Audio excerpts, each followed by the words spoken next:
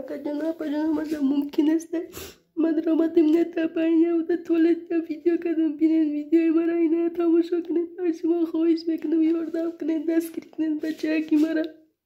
السلام علیکم و رحمت الله و برکاته. دوستان عزیز مهربان و شنوندگان کانال بختیار تیجی، برادران خواهران عزیز محترم، امروز یک زبور بینهایت مهم سراش نداریم که یک دودرکی ما یک بینهایت خورد است. باور کنین بینهایت خورد است، در دم مرگ قرار دارد. متاسفانه در دم مرگ قرار داره. بیاین یک دستگیری کوچک میکنیم، همین دودرکی ما را از دم مرگ انشاءالله نجات میبخشیم.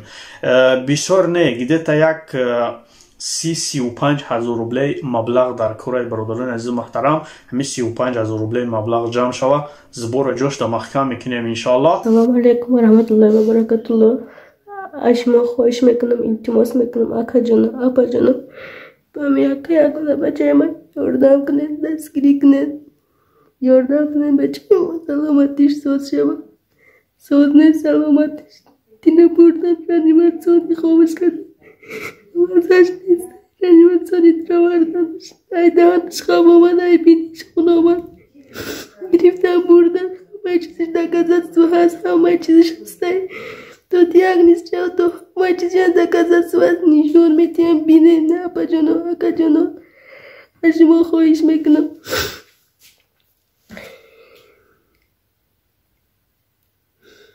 تیاگ نیستی کودک، تیاگ نیستی کودک بینیم.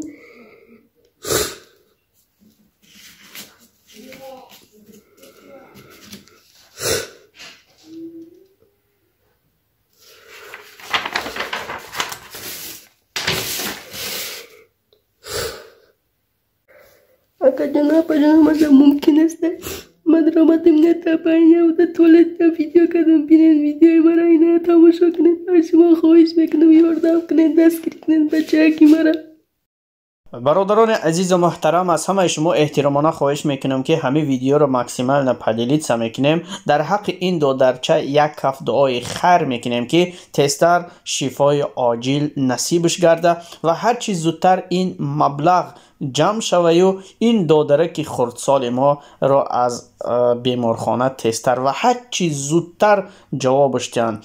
و دوستان عزیز، بار دیگر از همه شما احترامانه خواهش کرده می شود که ویدیو را به یار و دوستان پدیلیت میکنیم. کسی که قوتی و توانایی دارد خیر میکنیم. خیراتون الله مهربان به درگاهش قبول کند. آمین یا رب العالمین. ویدیو را به همیجا به خاتمه میبخشیم. وقتی که پول مبلغی که اونا میخواهند 35 هزار روبله جمع که شود، حتما زبور را محکم میکنیم، برای شما نشان میتیم. خدا یار و مددگاری ما و شما. السلام علیکم و رحمت الله و برکاته. اما بعد